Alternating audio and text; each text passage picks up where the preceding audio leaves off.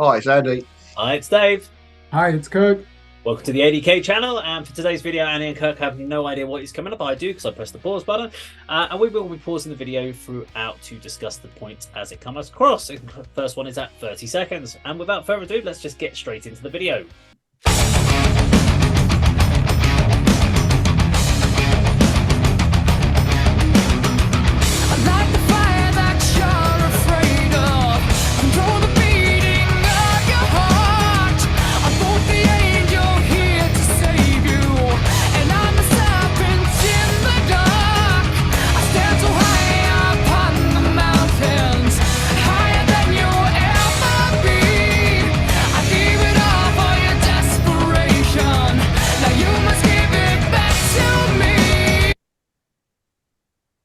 Okay, first 30 seconds in. Andy, over to you. Yes, I would like to carry on watching. The drums are sort of tribalistic, and she's got a really good voice. Yeah, it's one of my favourite bands, so of course I want to continue watching it. So yeah, we'll keep going from my side of it. well, that's a clue, but I still don't know who it is. But my first statement is: how quickly did it get straight into the song? Yes. You're literally like 5-6 seconds in. You're already straight. You're invested in that track. You're not waiting to build it up 30 seconds, 40 seconds in. You're like 5 seconds in. You're into the first verse, which was great. Kirk? Dave, what do you call that drum beat? You must have a name. You know what they're doing there where he's filling the gaps between the kick drum and the snare with the toms? Does that have a name? Because I love that technique. Yeah. It's dum. Is that what it's called? Right, okay. Carrying the song, isn't it? And it's good to hear the bass, and you're right, the vocals are already charismatic. The only thing at this stage, again, that I'd be worried about, fuck me, they need to deliver a good riff because they're building up tension. So I need to be hearing an eruption of guitar distortion and some sharp guitar rhythms in the mix at some point, because that's what they're building to, in my opinion. Okay. Let's keep going.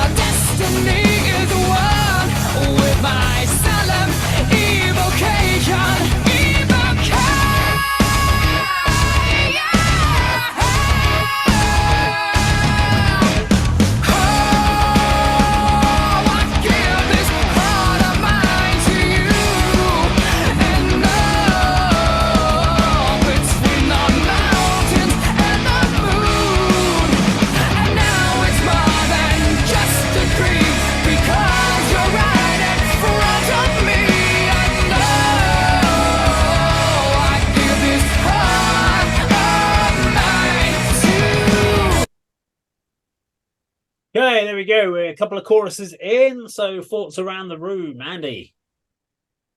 Yeah, I'm still enjoying it. I love the riff. Hope that we hear more of that.